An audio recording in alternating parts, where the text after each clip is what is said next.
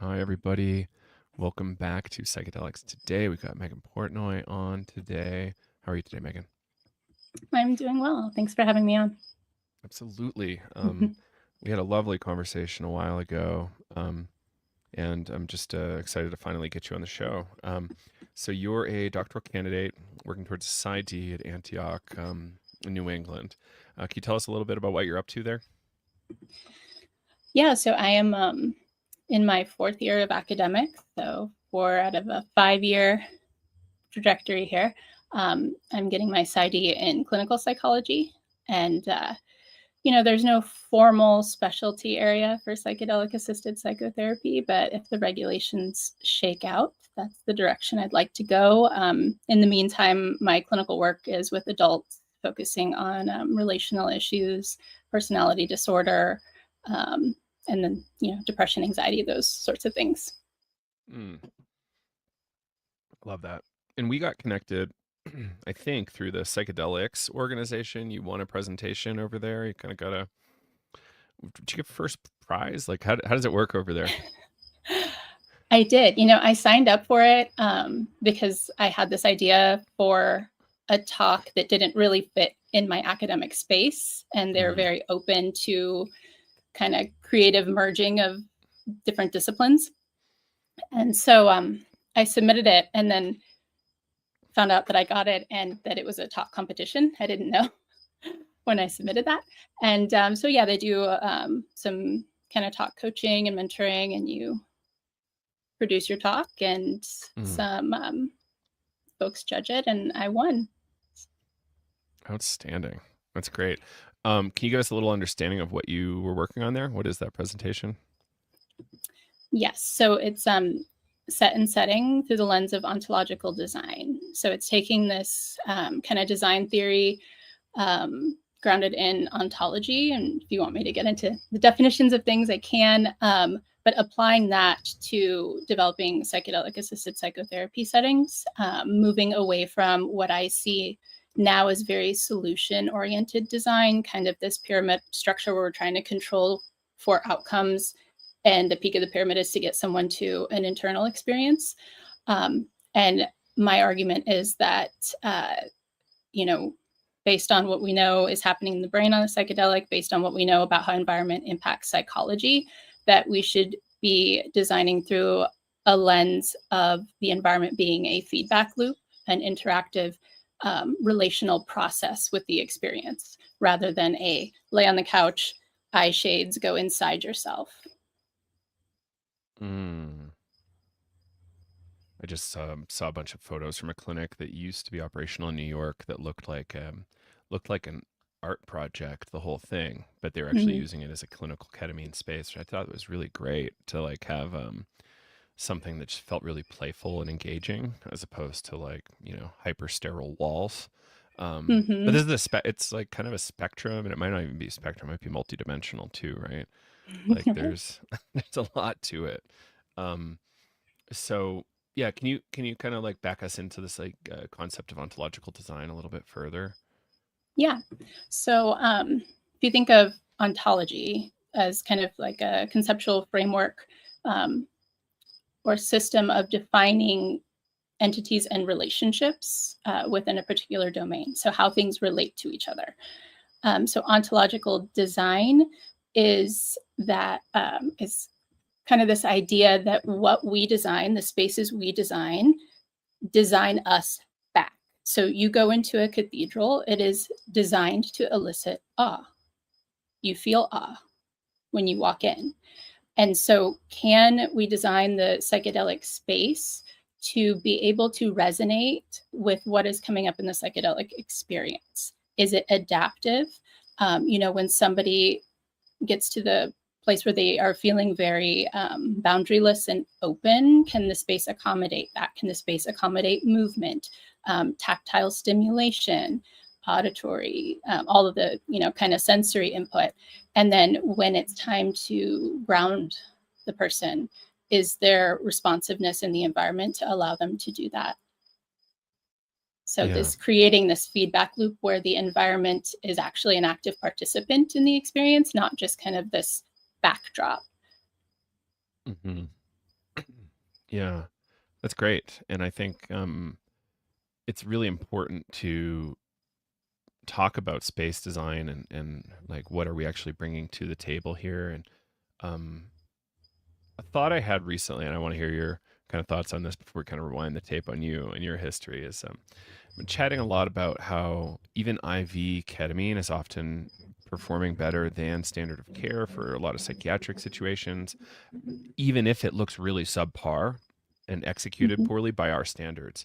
And I think like just there's a lot of upward trajectory here. And it sounds like you're saying this kind of new framework could really help improve things, right?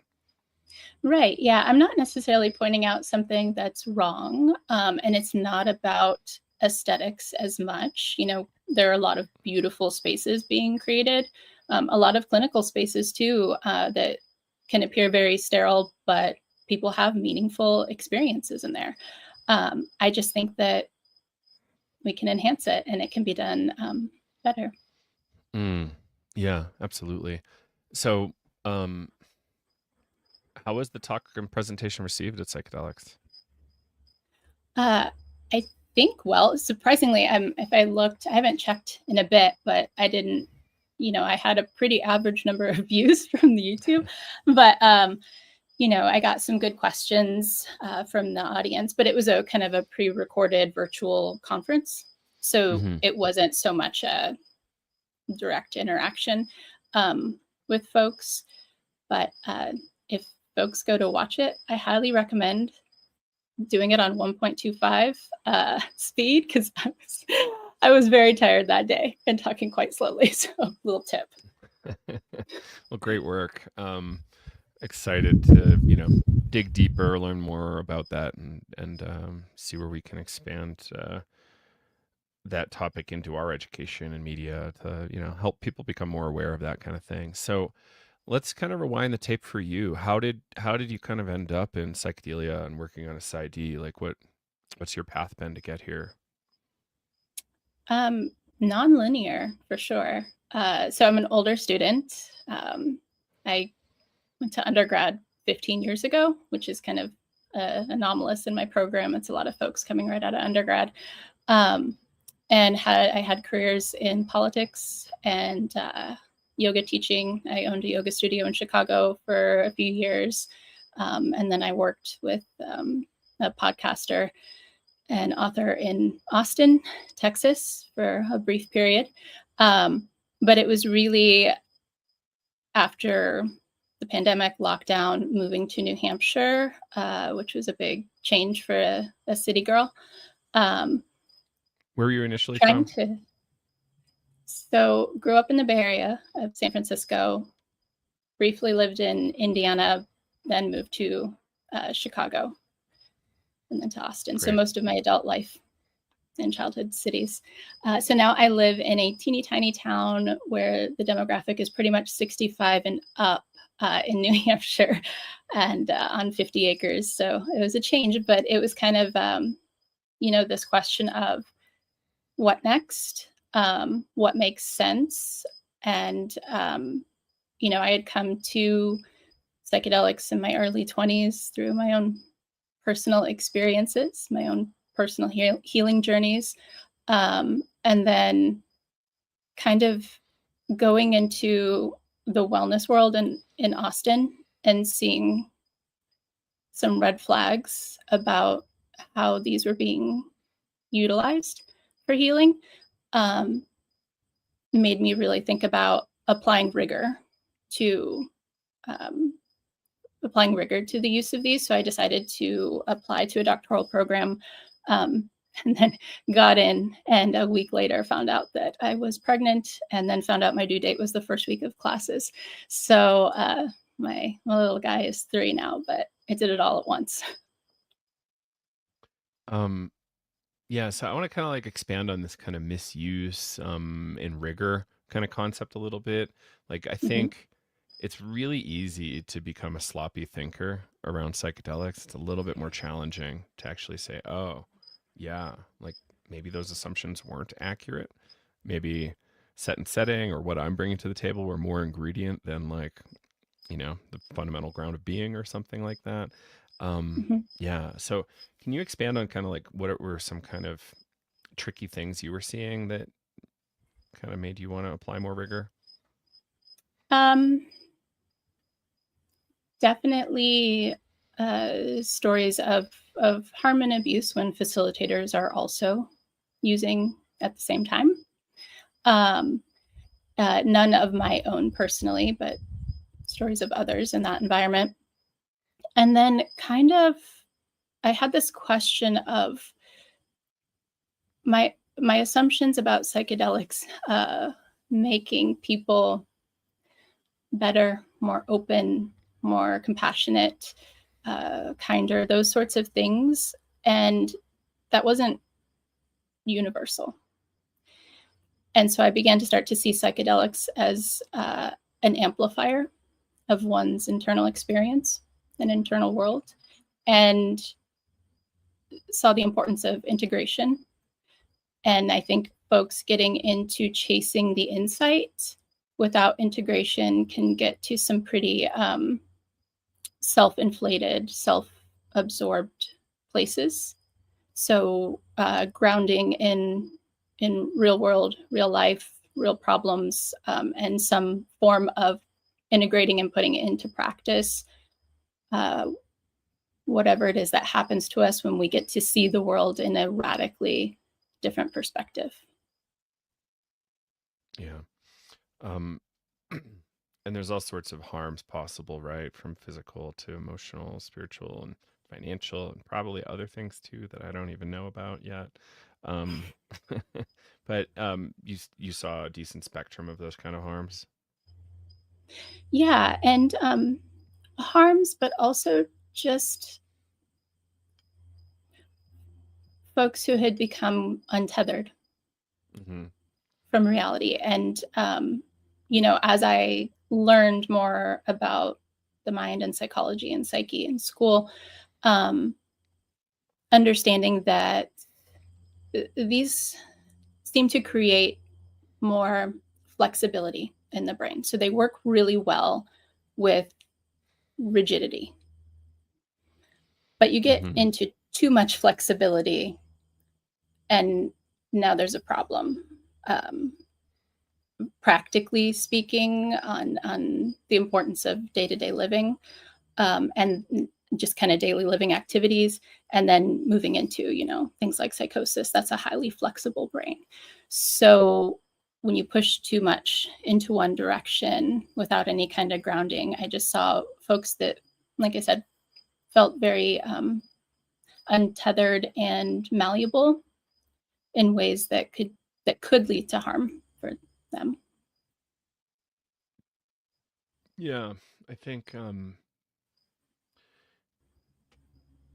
there's the line I like, have an open mind, but don't have your mind be so open that your brain falls out. And I think that kind of like, Mhm. is key here, because we can say, oh, there's so many interesting possibilities. Like what I was taught about reality isn't really real anymore. So is everything that, this new stranger is telling me true? Or can I have a little bit of rigor? Like, how do you see bringing rigor into this kind of thinking? Um, in these spaces. Like I find Western philosophy helps a little bit, but that can also be a weird trap that gets people a little screwed up too. Mhm. I'm very much everything in moderation, and everything to me is a both and.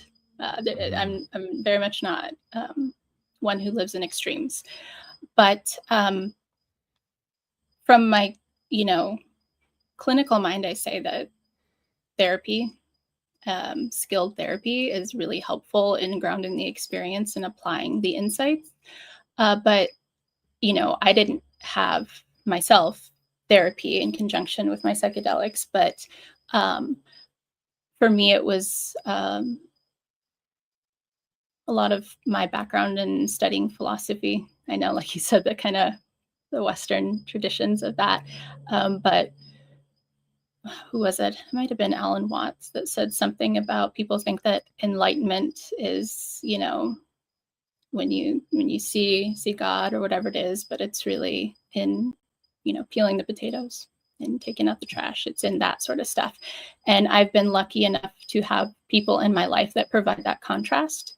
And I did, get to places, especially in places like Austin, that are real echo chambers. I met my now husband, who is not from that world, and could hold up a mirror to how bizarre some of the things and some of the ideas could be. Um, where, if you're outside of that world, saying the things you say or behaving the way you behave, you forget that the vast majority of the world and society would look at you like, are you okay? Um, so there was a poignant moment where, excuse me, I was going to work, and I'd moved in with him, and he just very casually from his computer, as I'm walking out the door, said, sometimes it doesn't feel like you're going to work. It feels like you're going into indoctrination. Just drop that little mind worm casually as I bounced out the door, and that really opened up some deep inquiry for me. Mm. Mm-hmm. Yeah. I've been around the psychedelic space long enough where I've seen a number of cults go rise and fall. Some some have been able to last a long time. And I want to be a little bit careful here. I want to call them high demand groups because cult, it's not that useful of a term. It's a kind of sensationalist term. Mm-hmm. Capturing kind of a lot of the weird, I don't know, Moonies, the assorted alien religions from the 80s and 90s, and Right. yeah, there's just a lot of really interesting things there.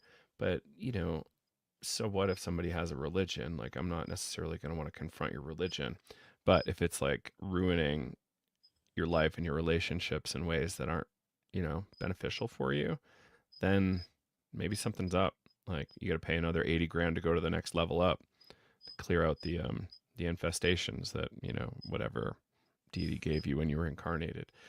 So like there's a lot of interesting and funny organizations. There's also helpful ones, and you know there's a thing that happened recently around kind of American politics where people are getting like really entrenched in like really weird views, and by being ashamed of the view and having that kind of alienation amplified, then they don't want to actually backtrack. It's kind of an interesting cult dynamic that happens where they have to like stay with it to save face or to feel good about themselves, and it's like a relatively well documented kind of playbook on how to manipulate people like that. Have you, I any thoughts on any of that? Yeah, there's definitely that double down. Um, but you know, I'll, I can tie that a bit to my clinical work, which has opened my eyes to how minds change.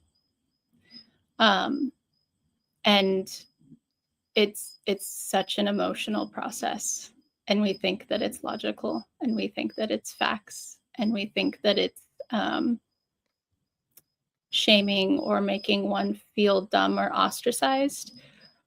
But the flip side of that is, if somebody's in a high demand group, what folks who um, run those or who lead those types of groups do is they toggle between this button of love and terror.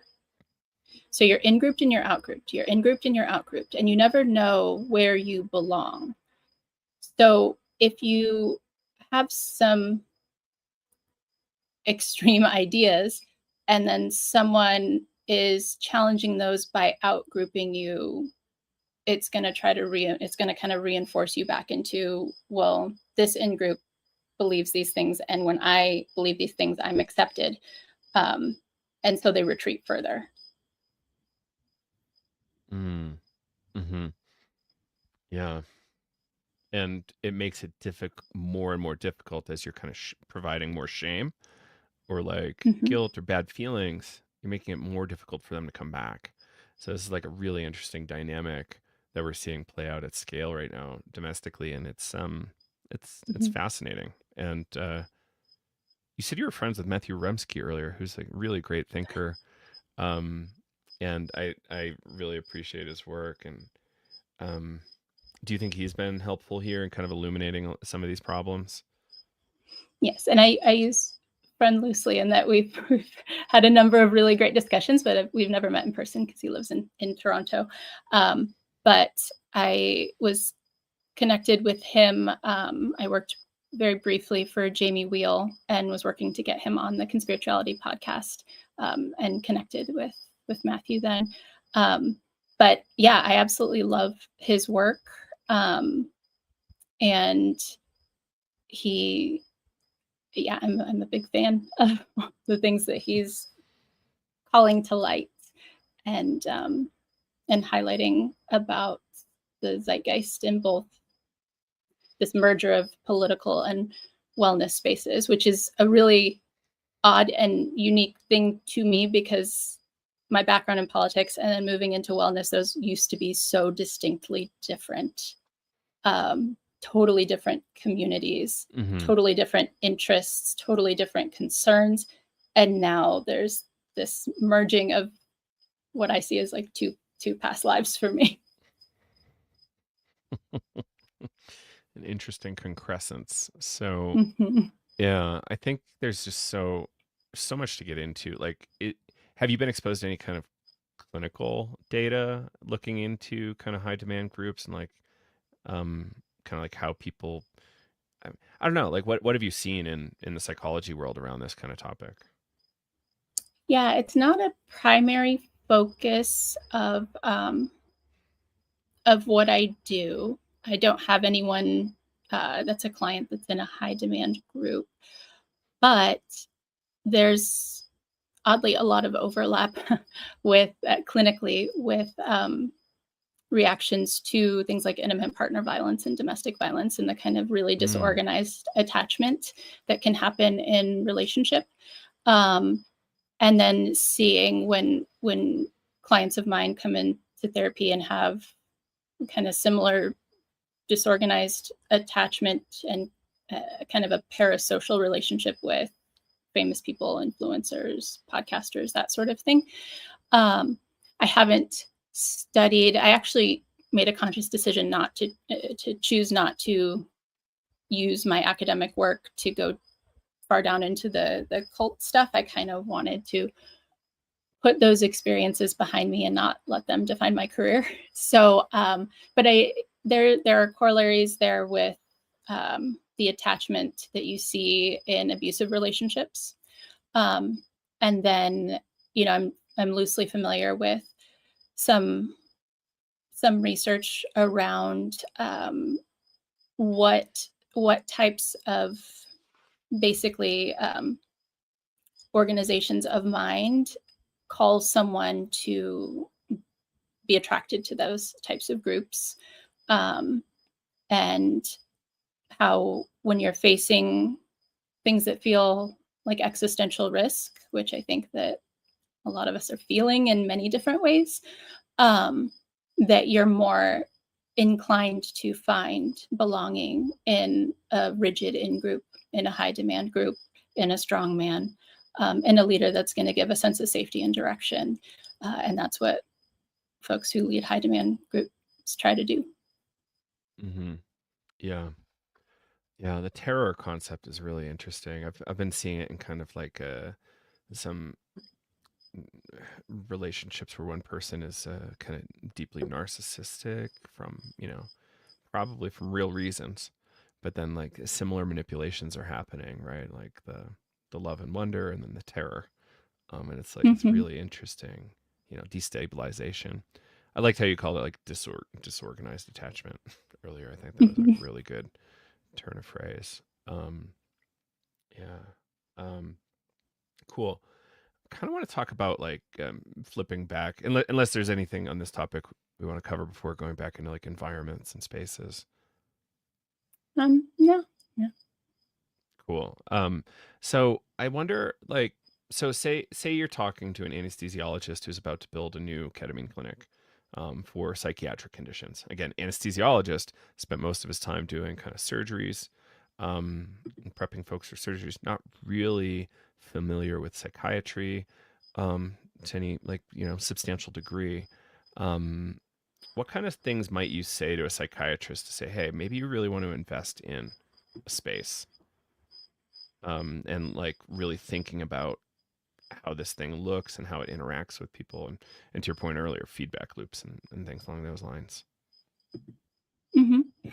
Um, well, to appeal to kind of a probably more medical model scientific mind, I would talk about what is happening on a psychedelic very broadly. Each one is kind of different, but you have in general somatic amplification. So Hmm. heightened body awareness, emotional resonance, everything starts to kind of feel um, very intense and sometimes profound.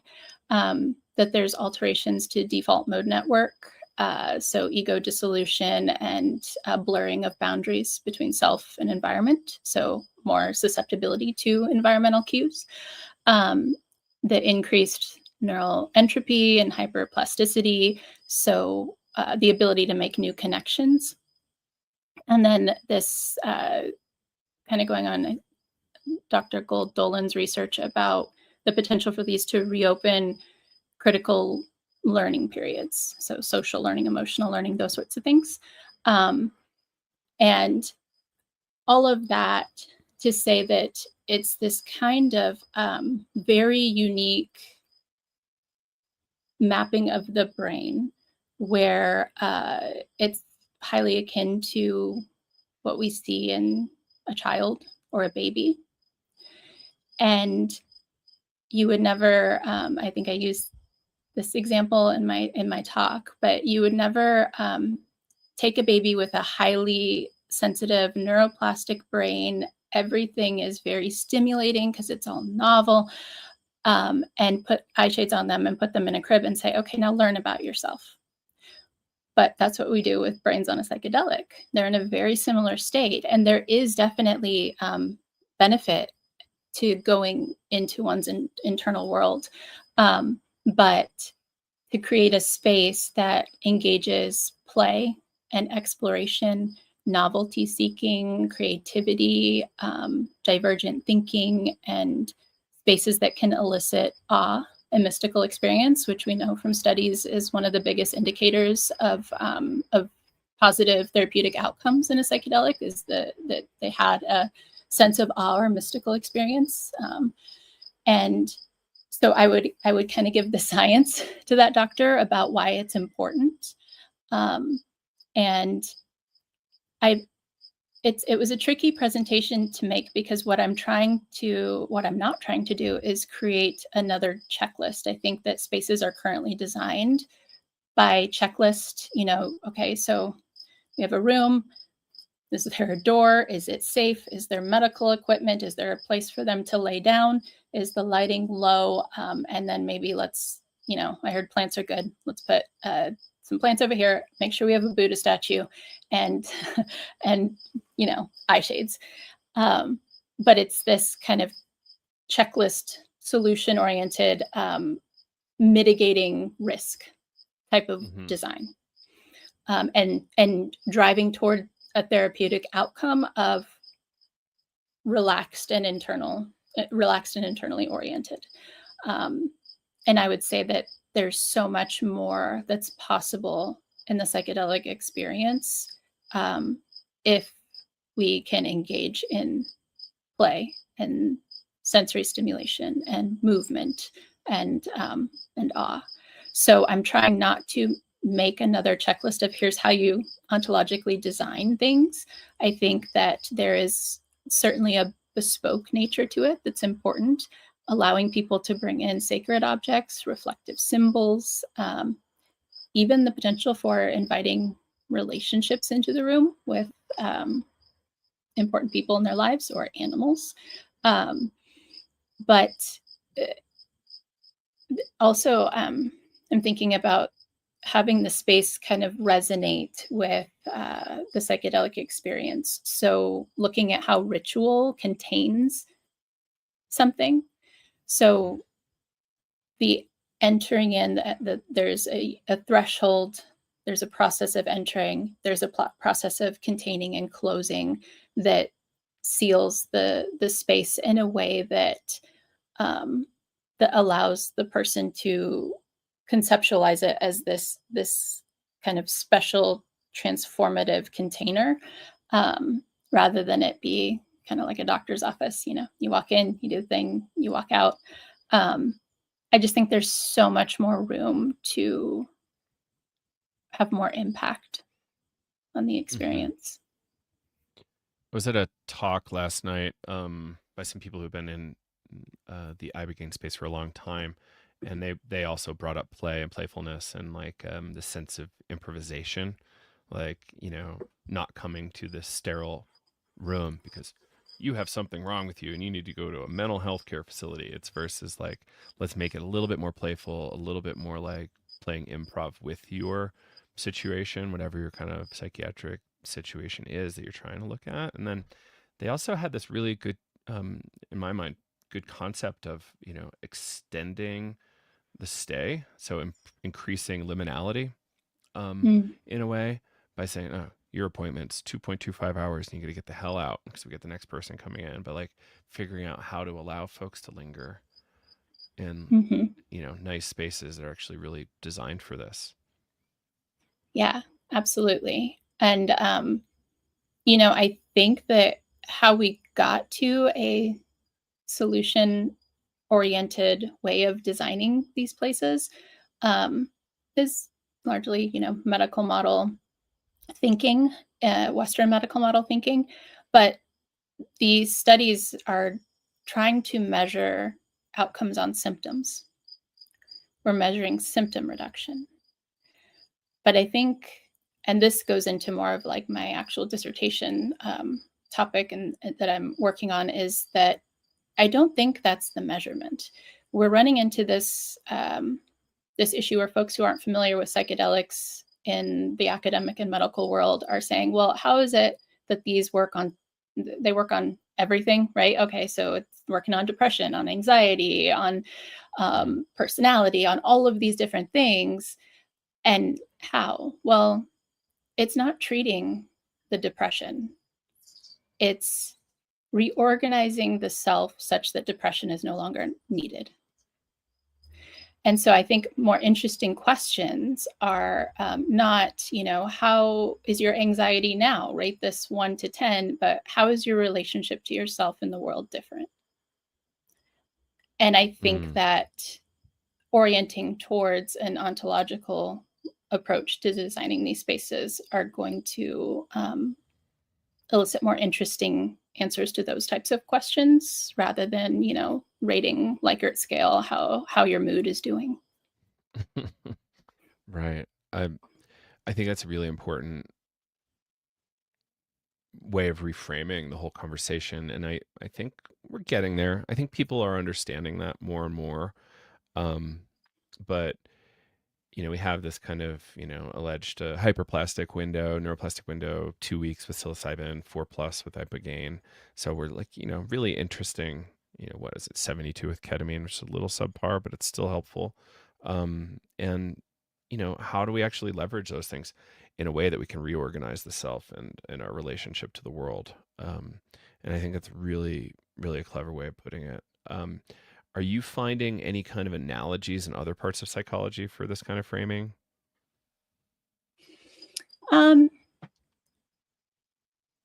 I think, I don't know if it's analogies. I think that there's, in psychology, clinicians kind of come from a certain theoretical framework. Right now, the Mm. dominant framework is CBT, behaviorist, cognitive behavioral therapy, dialectic behavioral therapy, um, acceptance and commitment therapy. But these are all under this kind of umbrella of behaviors. Like if we can just change people's behaviors, they can alleviate their symptoms of whatever's bothering them. And I think there's a place for that. There's a place for learning how to regulate your emotions and have coping skills and that sort of thing. But the way I practice is from a psychodynamic lens, and that is more interested in transformational change, Mm. characterological change. Um, it's an insight oriented approach. So I guess that would be the closest kind of analogy in terms of mechanism of change. I think that it's very similar to the mechanisms of change in psychedelics. I think that psychedelics could be an accelerant in psychoanalytic or psychodynamically oriented therapy, because I think the biggest critique and why it's not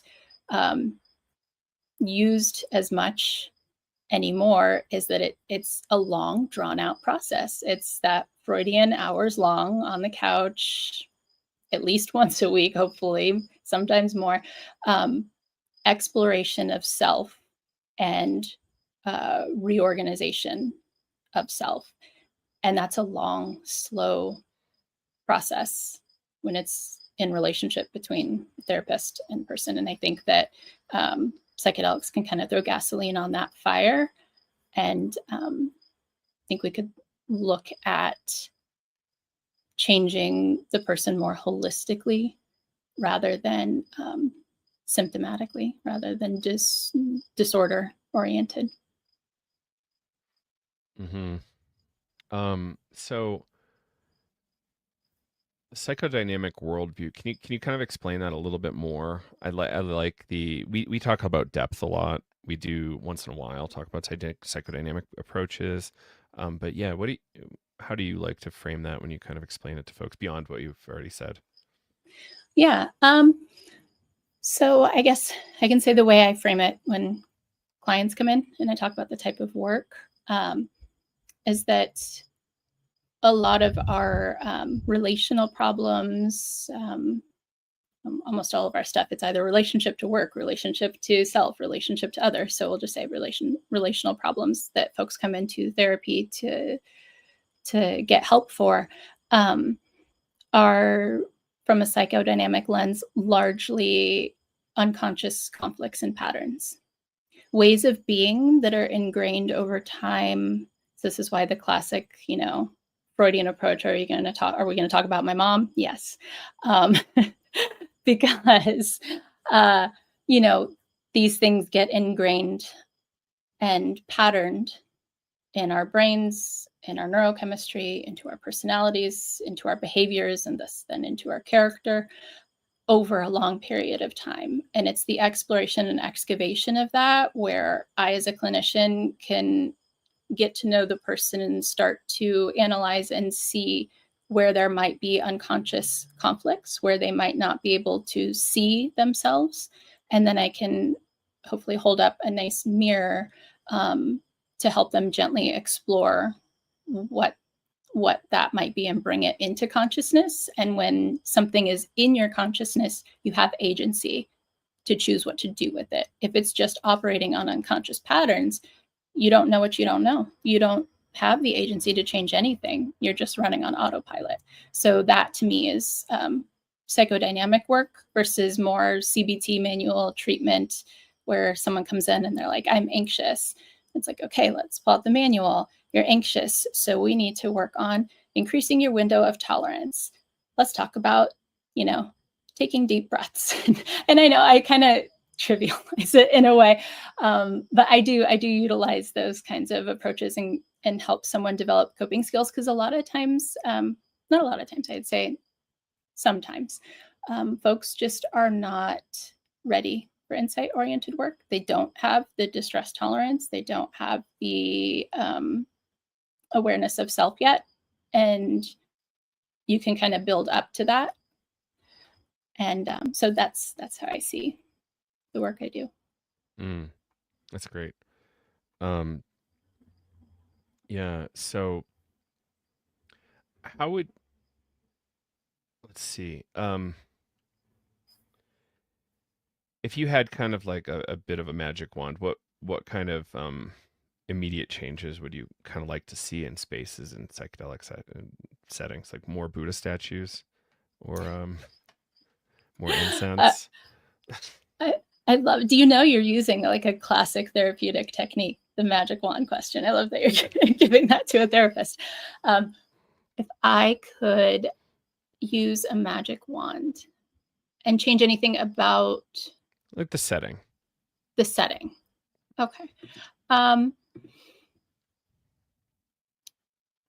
Well, understanding that we're also constrained by the systems of incentives and resources and things like that. So, but in my world where we just had unlimited resources to create anything, I think that um, I would like to see the field really engage in interdisciplinary um, communication and effort and work, creativity, reimagining what this could be rather than trying to cram psychedelic assisted therapy and settings into clinical medical models. I think that we have the potential to create something radically new and different if we can break outside of the box of if it can't be measured, it's not effective. If it can't be measured, it's not real. So that's what my hope would be. So I'm kind of like the subtext I'm hearing is kind of like, how can we create um effective, but not necessarily. I guess we'd have to even reframe effective, whatever effective to and for, but like these new containers that aren't in a clinical facility, that aren't necessarily even led by clinicians. Um, could be religious professionals of some kind, or you know, some sort of professional fun person, or what? Like, can you can you give an example of what that might look like? I have seen too many professional fun people in Austin. I don't recommend that. um, but so I think for me, I'm obviously going to have my bias towards clinicians doing this kind of work, but it's because there's accountability built into being a psychologist or any kind of mental health clinician, in that we have regulations, we have ethics to adhere to, or you can lose your licensure, and we have a system of what's called supervision, um, where we are constantly not like supervisor in that I have somebody that dictates my schedule and things like that, but supervisory experiences built into therapeutic work, and you have somebody with much more experience to go over your cases with, to help you find your blind spots, to make sure that you don't have any unconscious processes coming into the room here. And, with life coaches, shamans that don't actually come from a trained lineage, like an extensively trained lineage, they don't have accountability structures. Religious leaders, possibly.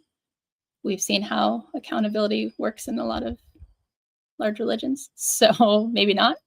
Um, but that would be my argument and bias for, you know, clinicians, and also recognizing that that does come from a kind of medical model mind.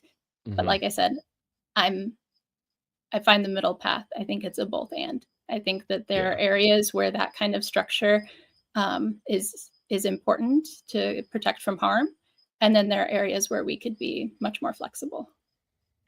totally. I find yeah, I find a lot of clinicians are actually getting frustrated with the clinical model because they're not able to actually do the work they want to do and find would be actually most ethical, which is really interesting, including physicians and prescribers in a lot of cases, which is bonkers to me that they would just give up their license, but they're doing it. And I find it's wild to me. I've also seen cases where people aren't, um,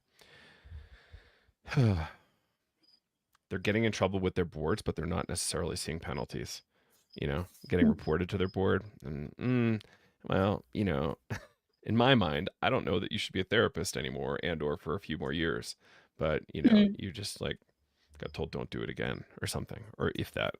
So, I'm with you that we want to see some sort of like, I'm seeing a world in which we get out of prohibition, hopefully, where we can then have accountability in these underground spaces where it's not like, you're you're calling the cops on your drug dealer that also like gave you your session. And, that's not going to go great for anybody if anybody even Mm-hmm. gets any attention. And Mm-hmm. yeah, I think I'd like to see clinical inclusion in almost all of it, if possible, like for safety screenings at the least. But then how do we, do better accountability for the cases when it might not need to be a therapist, because it's not necessarily the case that the therapist is the best person for that job, I think. But I think there's a lot we have to explore here. And I think we do need an open mind to some degree or another for like what are some optimal ways that this can get rolled out. And do you agree that there's not going to be like a one size fits all solution? Yes. And I think that, you know, getting rid of prohibition and, recreational use can coexist with clinical therapeutic use. I think that, you know, I know lots and lots of people that are interested in trying psychedelics, but they don't want to go to a psychedelics dispensary and get it and do it at home. They want guidance. They want, and I know folks who would feel safer with a clinically trained person there. And then there are folks who don't want that. And I'm a big believer in freedom of consciousness and our ability to tinker with and toy with our own consciousness.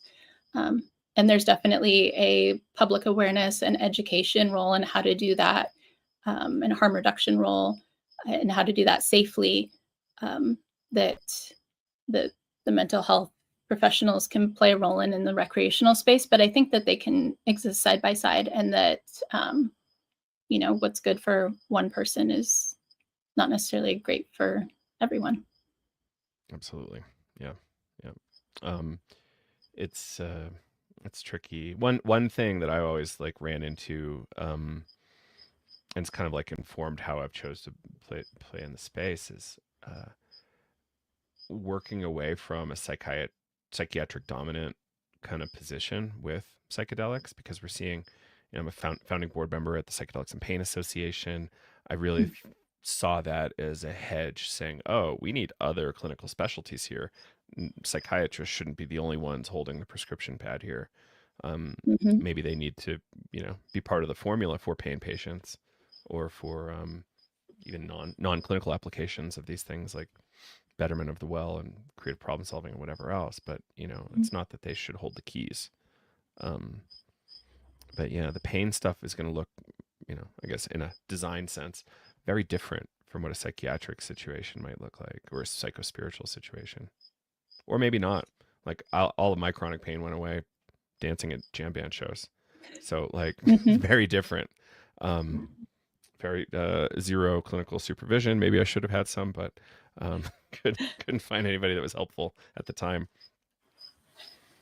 Yeah, and I mean that opens up the question of, is there, I mean, some of my own most profound body work, um, and releasing of pain and things like that, with the aid of psychedelics, has been my own yoga practice and foam rolling and working things out.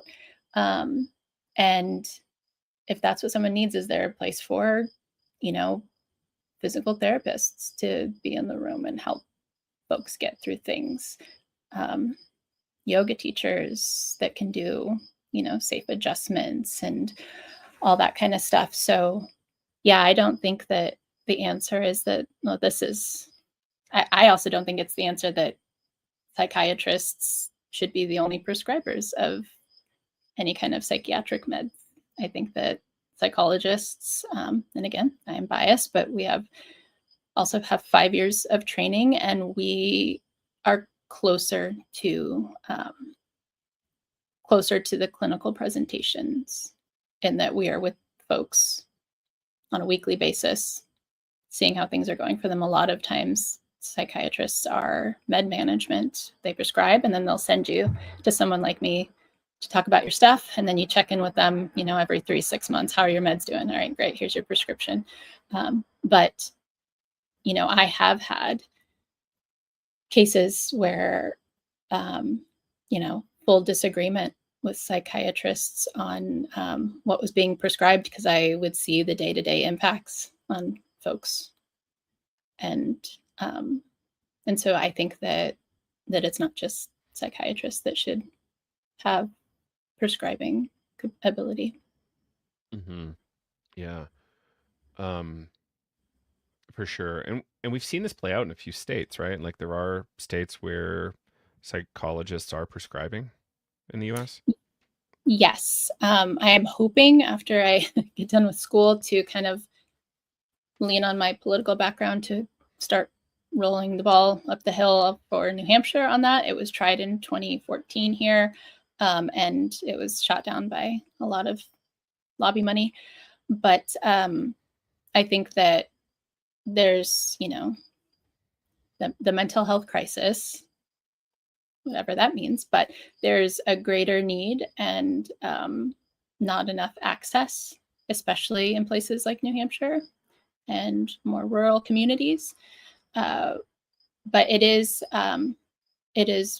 in some states, just not widely, and it does require more training. It requires, I think it's 2 more years of a psychopharmacology master's, which I think is perfectly valid and worth it. But it would increase access greatly and put prescribing rights in the hands of people who are closest to the patients. Mm. Yeah, I love that. Um,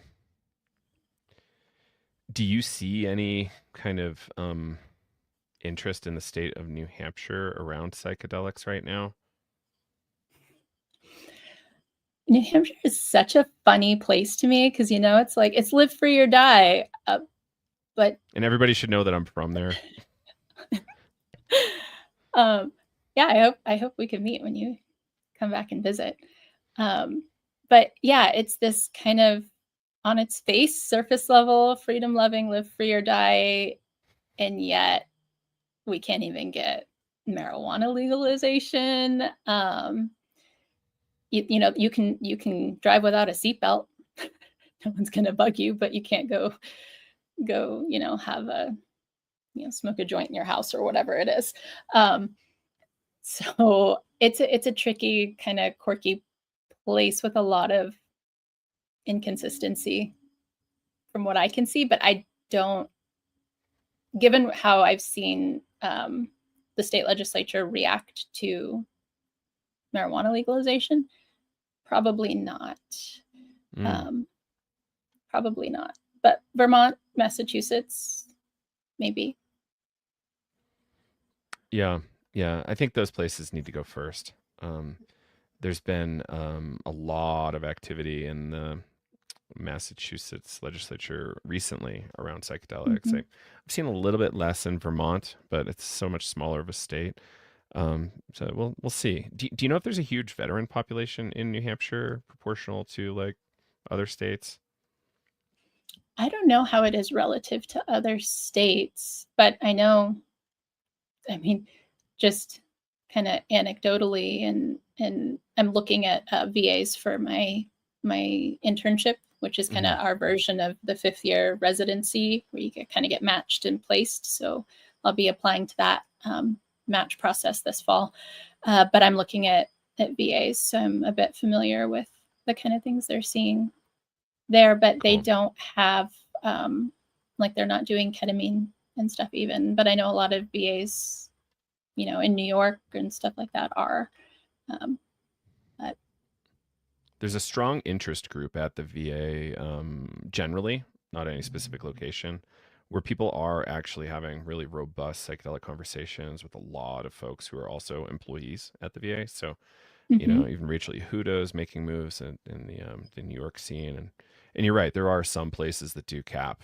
Um, was it White River Junction's kind of like the only kind of one nearby in New Hampshire, I think, in terms of VA facilities, or is there a New Hampshire-based facility? There's one in Manchester. White Oh, River okay. Junction is technically Vermont, but it's right on the border. Hmm. But neither of them are doing um, ketamine Hmm. assisted therapy, unfortunately.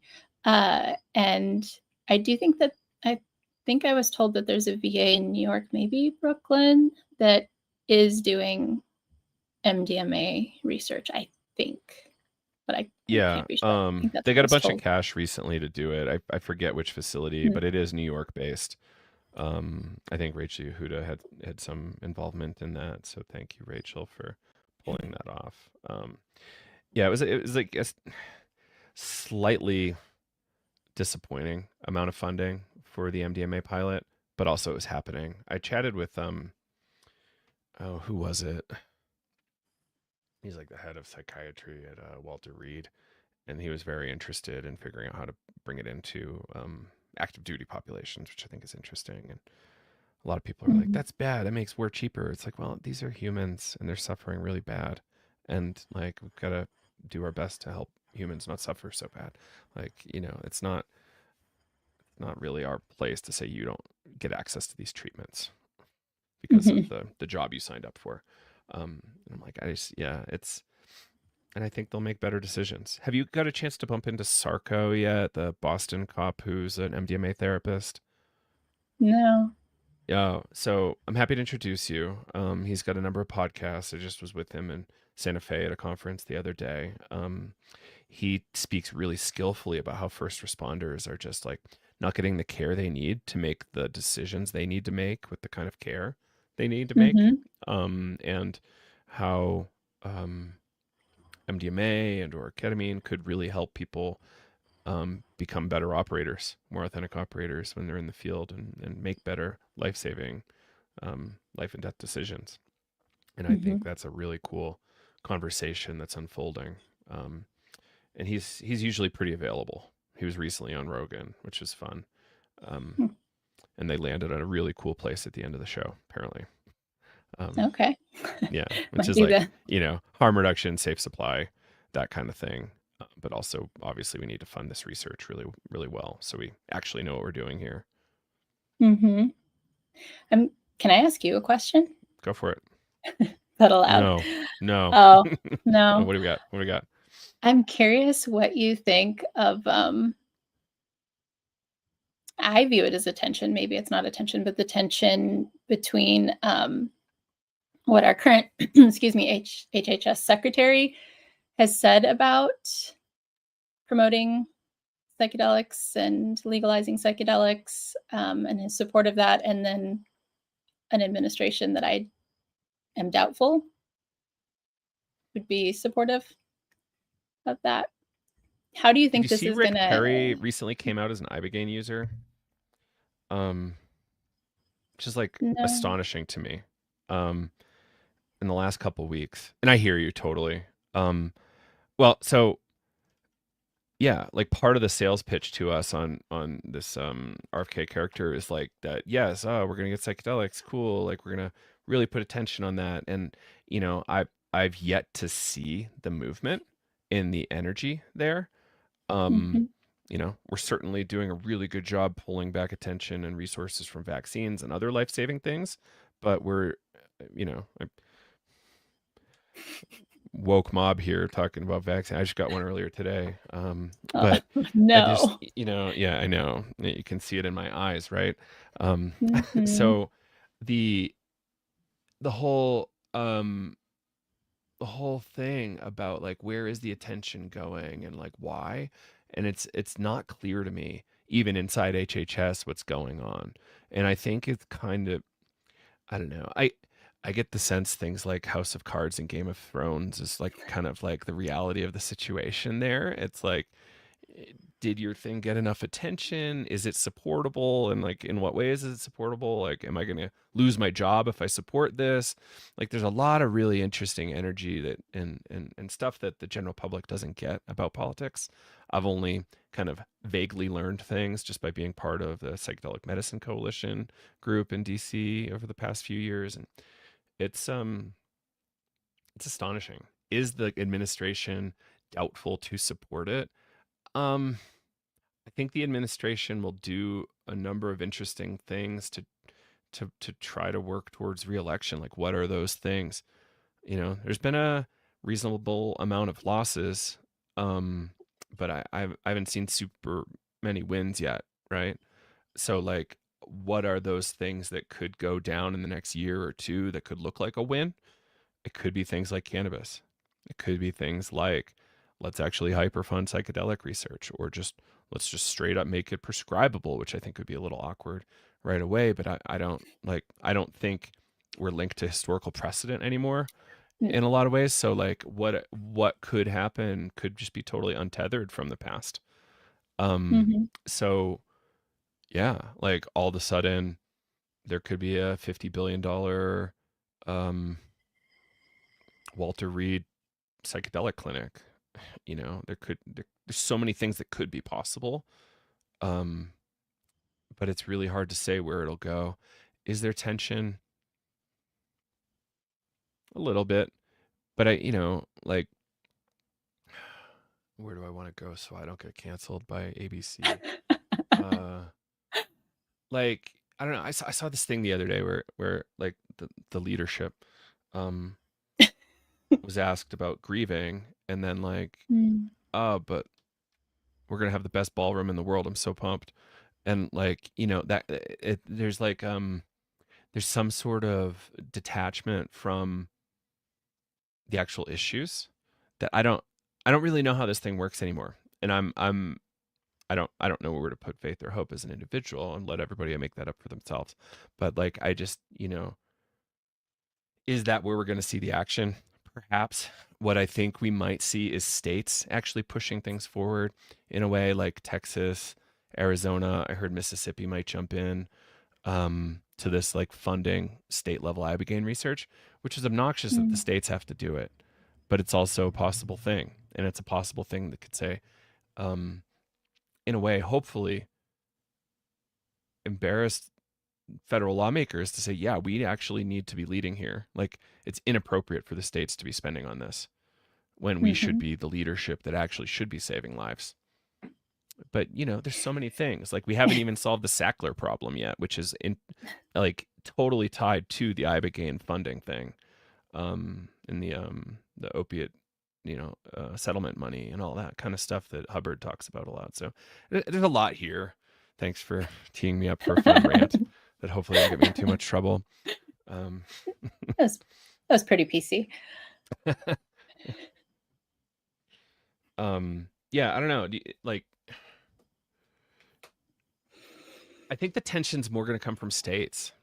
I don't know that like HHS is going to get shot down if they start making suggestions. Like Matt Zorn is there. I kind of trust his judgment and hopefully leadership, but like, you know, there has to be some excitement and momentum. And I think that excitement and momentum's building, but I think we're just seeing a lot of skepticism too, of like, are you guys actually here for us? Like, show us. Hmm. You mean momentum and excitement for psychedelic research? Right. Hmm. Okay. Yeah. Like it's growing. It's like, I think the two biggest bipartisan issues right now are psychedelics and drum roll, please, Epstein.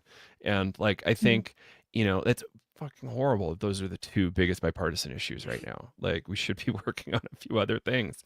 But bipartisanship is not really important at the federal level right now, given the dominance of GOP. So like, what do we do, and how do we get this on GOP radar? I think people just got to call their lawmakers and say, "Hey, I'm really interested in this." Write the letters, do the phone calls. There's a certain kind of math, and you would know this, Megan, better than me. But like every phone call is kind of like, it's not just a phone call. There's a certain math to say like this many phone calls on these topics indicate voter sentiment, and there's a certain kind Mm-hmm. of math around like how what should I include in my votes for my constituency, or my work for my constituency, right? Mm-hmm. Yes. And I think that we have that sort of system works with rational actors. We're dealing with a lot of new um, irrational actors. Huh. So we'll see. Huh. So yeah, I think in time, hopefully, we'll see some movement here. Um, I'm I'm not really waiting for any big changes from HHS. I would hope it actually comes from the NIH corner, where we actually start funding this stuff. Um, in terms of research. And HHS could say, yeah, like, let's do that. Or a bunch of senators could say, yes, like, we believe in this. HHS, NIH, go for it.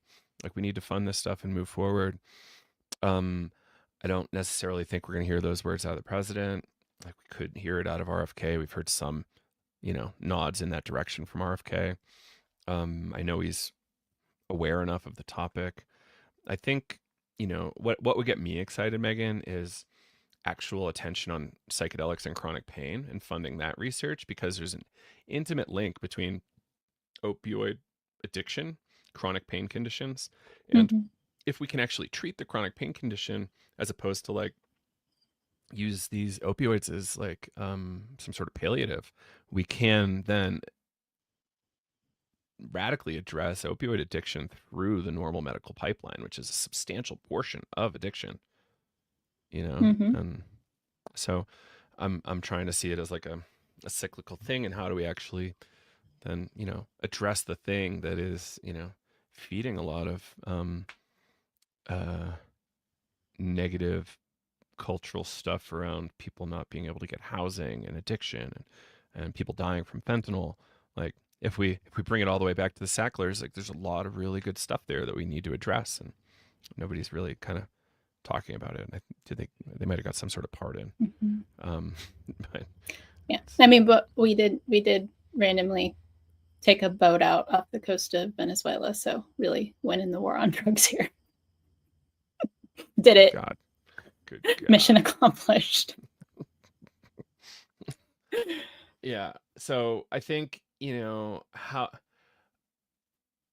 like, if we want to make meaningful change, we have to look at data. We have to like look at what are the things that we actually value. I don't know, truth maybe could be one of them, and then, rational moves towards making people better, rational moves towards spending tax dollars better.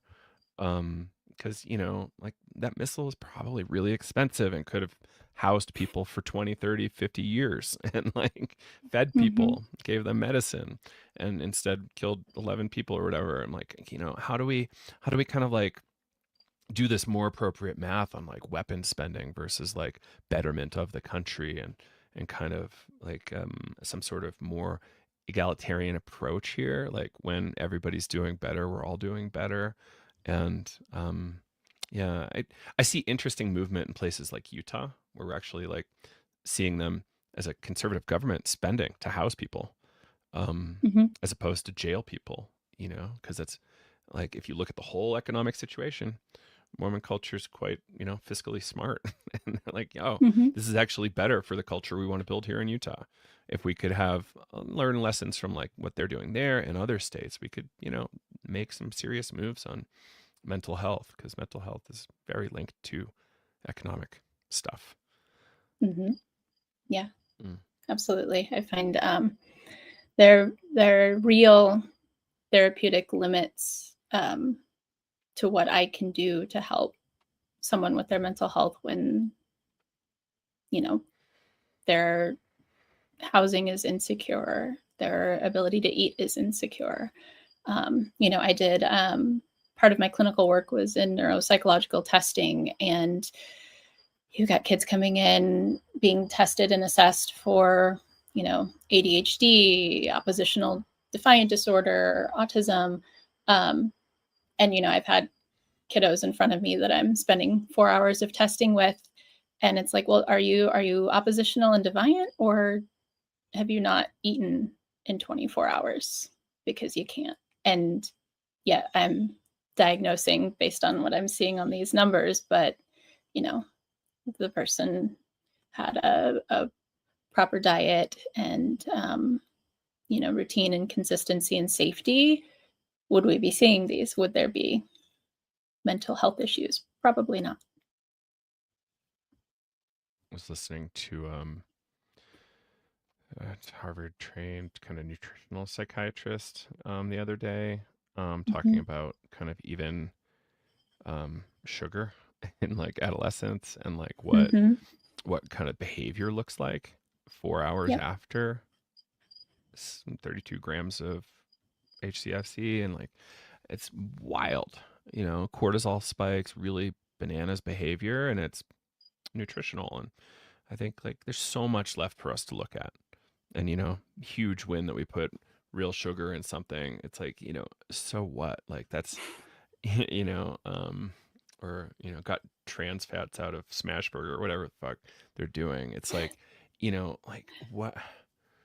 I was watching all these kind of like Maha wins, and at the same time watching all these things like orders of magnitude more losses in terms of like Maha agenda items that they don't talk about. I'm just like, oh, okay, cool. Like now we Mm-hmm. can't sue pesticide companies like for willfully killing us. Like what on earth is that?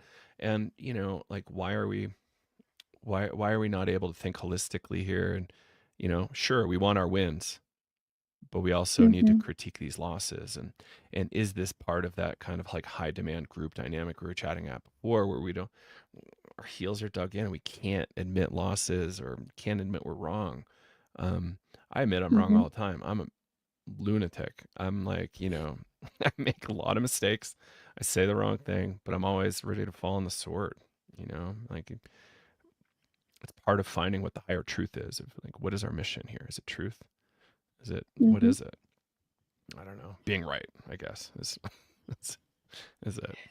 Um, hmm. That's I think indicative of proper psychedelic integration, right? The ability um, to take an affront to what might be your identity in stride and hold the openness and flexibility enough to see that a position that you disagree with, but that is pro-social and beneficial at scale, is not a threat to who you are or the group you identify with. Or it's just interesting. The Maha movement, Maha Moms. Yeah, we got this dye or whatever out of food, and yet we're defunding school lunches. So you'd rather like it? Children can go hungry as long as they're not eating the specific dye. Right. And the downterm, like developmental consequences of that are dire for the country. Like we want everybody Mm-hmm. to be as smart as possible. My opinion, I think that's a really cool aspirational goal. But Yeah. um, it's not for everybody, I guess. Yeah. And say Yeah. smart is harder to control. I didn't say it. Um, yeah. Yeah, so study philosophy, everybody. David Hume isn't all that bad. Be skeptical. I kind of like love to bring Leary back at the end of this kind of stuff, where it's like think for yourself and question authority being kind of like a fundamental thing. And Mm-hmm. it's always important to do that. Like Socrates identified as what being a gadfly of the state, like a bug that would just keep biting the horse's ass to keep it moving. And Bertrand Russell, who's not exactly my speed, but I loved his politics, is like kind of identified as a gadfly for the state, just constantly Mm-hmm. kind of working towards peace and Mm-hmm. the anti-nuclear stuff and all of it. So there's a lot there, everybody. And what are you here for? Why are you here in this psychedelic movement? um we had an article a while ago, Megan, called harming while healing, and it was kind of Mm. very similar about being very pro psychedelic policy but against any kind of other meaningful drug policy changes. So you're like, no, those people should still continue to get harmed because they're doing bad things and we're doing good things over here. And it's kind of like this kind of weird ideology that helps create a subspecies of human for you Mm-hmm. to feel better than. And it's Mm-hmm. not. I feel some alignment there. Yep. Yeah. It Yeah. sounds to me like very poorly integrated, or the wrong things being amplified in psychedelic use. Yeah. Cool. Well, I've kept you for over an hour, and thank you for your patience with me. Um, and thank you for asking me a question that kind of set me off on a tirade. I loved it. Sorry. It's all good. It's all good. I obviously like talking too much, but it's fun. So, where can people maybe find your presentation that you did at Psychedelics? Where can people find other parts of your work? Uh, so presentation is on YouTube on the Psychedelics YouTube site. I knew this question was coming. No, I don't have a good answer for it because I'm not. I'm still a student. I'm not doing a whole lot of public work yet, and I'm really hesitant on whether or not I'm going to do a whole professional social media presence. I have my personal one, but it's private. But I think that there's enough noise in that space, and I prefer my real world work. So we'll see if I end up on social media in a professional way. But my talk is on YouTube, and on that talk, there's an email if anyone wants to contact me for some reason. You keep it old school. Outstanding. And are we like, I assume when you're kind of done school, will some folks will be able to kind of catch up on your dissertation work or catch some of your presentations from elsewhere? Yeah, at that point, there will probably be a website and stuff. I intend to go into private practice. So there will be some things pointing my direction in that way and the ability to work with me. Fantastic.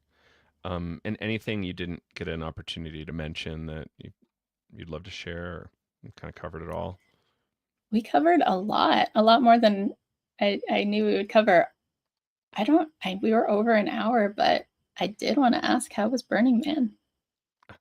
I know it was your um, first. Is this your first podcast since you reintegrated back no, into I've done a handful. default? Okay. I haven't chatted about it too extensively. It was really hard.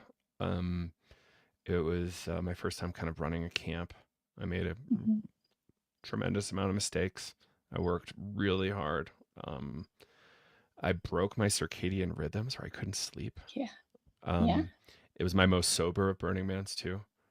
Mm-hmm. Um, yeah, like to the point where my Ambien wouldn't put me down, and I'm like, oh no, this is gonna get really uncomfortable. Uh, Mm-hmm. um, yeah, but I eventually figured out how to regulate, and I just like tried to get a lot of sleep by the end of the week once I kind of was able to normalize, and reintegration was not that bad. Okay. So this wasn't your Yeah, first. this is I my was under the impression fourth. this was your first time No, running a camp. Got it. yeah, Okay. but it's definitely quite the thing. I don't really know that I suggest anybody does it.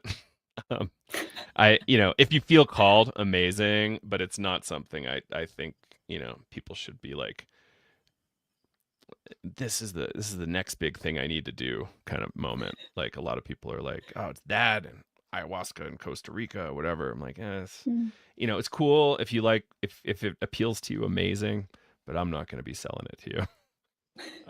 That makes sense. That's fair. Yeah, I want to show you my art project. I'll throw it up on screen here for everybody. Um, this is what we brought. The Oh, big it's so crab cute. car, crab with a cake. 'Cause it's not a real crab. Minivan we turned into art car, mutant vehicle out there, and I am so glad you told me that was not a real crab. I was very concerned. I'm glad I could appease that. Yeah, so the spelling's important. K crab, everybody. Okay, crab. And camp is Mm. probable clause. Oh my Um, god. but we're relatively It's discreet great. in the camping I area. love that. Except we're not very discreet because we have that thing out front. So if you see that, that's where we are probably. But yeah, it's been fun. It's a good time. It was my hardest of years.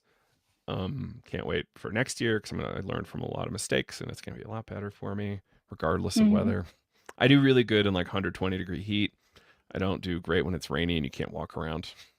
Mm. Um, I'll figure that out next time. Just plan for it in some way. Mm-hmm. But yeah, I was joking at the Santa Fe conference that it's like ibogaine but longer. You never wake up. You never can get out. You're just like stuck there for like 12 days. You're like, oh my god, I'm gonna go for longer next year too. Hopefully, if I'm Oh lucky. wow. Yeah. just as soon as they let me in, I hope to be there. And then like 14, 15 days would be nice. It's just when you can calm your pace down, when you don't Mm-hmm. feel rushed, it's a lot better of a situation. And Mm-hmm. that was a big lesson for me. Um, Mm-hmm. yeah, by being rushed, I feel like I lost a number of days, and not ideal. Yeah, I already don't Mm-hmm. even take speaking arrangement engagements out there, because I don't want to like have to hang out with colleagues too much out there. Come hang out in the crab car, everybody. But I don't necessarily want to like go to the talks. Yeah, that makes sense. Yeah. Well, thanks for asking. Have you been out there? Mm-hmm. I've been twice. Yeah. Mm-hmm. So Yeah. still a rookie at it, but It's like a mirror of the world. It's so bananas. There's so many like haves and have-nots. There's so much like ridiculous behavior, both mm-hmm. like in terms of weird psychedelic stuff and then just weird kind of like power dynamic stuff. It's so crazy. And you see the people who are Mm-hmm. like totally clean, and then you see the people who are just sleeping in a tent who are just like haggard as hell. I slept in a van. It was mostly sweaty and dirty most of Mm-hmm. the week. And I'm like, I wonder how the other side lives. Um, Yeah, I've it, the the second time I went, I took my husband for the first time, and we were biking way out, and then we stopped to rest at at I don't know, some art installation. We are kind of sitting down, leaning on it, kind of getting out of the sun, um, and a group on some e-bikes, pristine, no dust, of course, sparkly. Um, Literally drove by us and like kind of turned the wheels to kick their dust at us sitting there. And I looked up. I won't say his name, but I looked up and it was a friend of somebody that I worked for who's rather famous. And it was just this funny juxtaposition of like, you know, here you are. Oh, they kind of kicked us and went, hi, and drove by in their very sparkly, clean fanciness. And it was just interesting that they had no idea that we were connected in the same community. mm-hmm. But yeah, Right. I know You exactly think what you're you mean. anonymous, and you're not anonymous out there, everybody. Like you can't. There's a little bit. Like I'm certainly not anonymous out there. I would love to be, but like, yeah, there is accountability, and like you think you're just shitting on some of the pores, and it's like, Yeah. what are you doing? Like, why would you do that? Mm-hmm. And like, And I this is a think, deeply spiritual person, of of course. course, yeah. Love and light. Oh God. Uh, oh man, amazing. Yeah, I don't. It's like it's everything. It's like the world with the volume turned really high up, and Mm-hmm. sometimes it's easy to hide out there, sometimes it's not. Um, and I don't really know the solution other than keep trying to show up with the right values and the right ethics, and trying to help others do it the way they want to do it, and you keep doing it the way you want to do it. And if you see people kind of being assholes, call it out, make it loud. Mm-hmm. Um, and if like there's a whole, I don't know if you saw this, there's a whole email that they set up, doing it wrong at burningman.org. So if you see camps of these wealthy folks that just like paid a bunch of money, like they just can roll in, and like they Mm-hmm. got their, luxury RVs and whatever, like you can actually report them and like What? make Really? it so that organization can't come back the next year. Like they'll do it again. They'll find another way. Nature finds a way. It's in Jurassic Park. But like it's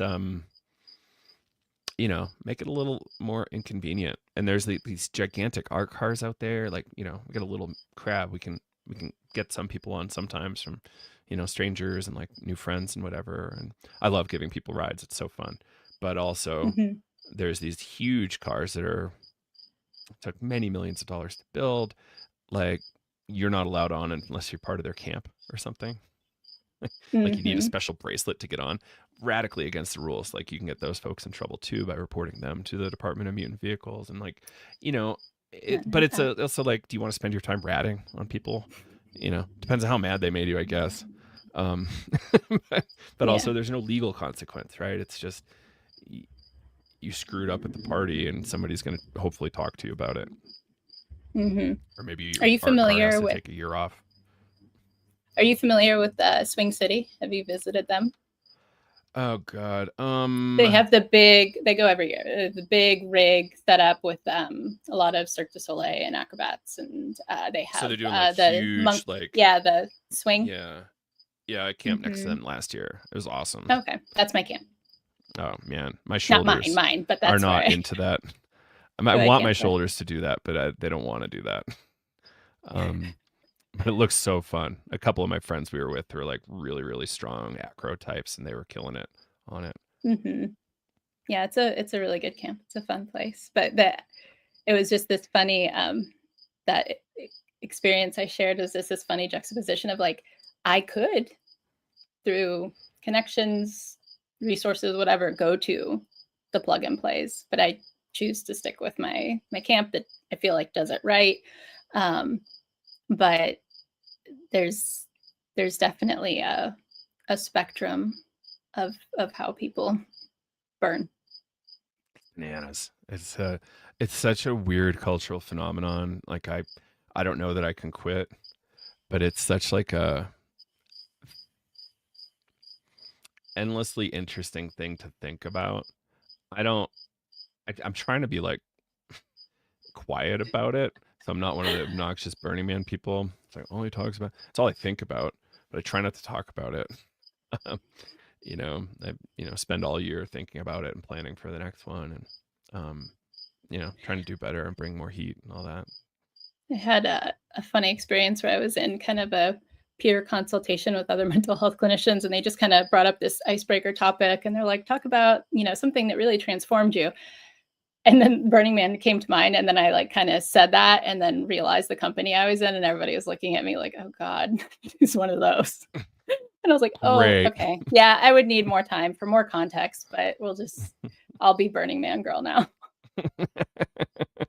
Right. This is I, my work." yeah, like there's reasons to criticize it, everybody. Like feel free. but Hmm. but realize that it's not one thing. It's like 80,000 things every year. It's literally anything you want it to be, and that I also don't enjoy doing the talks. There's something that seems so wrong to me about the positioning of a person on a stage talking at an admiring group of people and calling that community. Like to me, community is when I'm with the crew helping raise the rig and I'm doing my shift at the kitchen and I'm helping out a friend who's struggling with an experience. Not the, you know, looking at your high demand group leaders in their pristine costumes teaching you about life and relationship and um, I'm doing a great job biting my tongue. Um, I'm not, well, kind of am, but yeah. yeah. Um, yeah. Well, how about we wrap it up here? Yes. And thank you so much. And thank you all for tuning in out there. We're up to 138 people watching right now. So thanks, everybody. Oh, wow. Don't tell me Yeah. that. I'm glad you told me that at the end. Oh, it'll be thousands once we actually air it. Yeah. But thanks, everybody, for tuning in. Thank you, Megan, for making it. And I hope we get to do more. All right. Thank you so much, Jeff.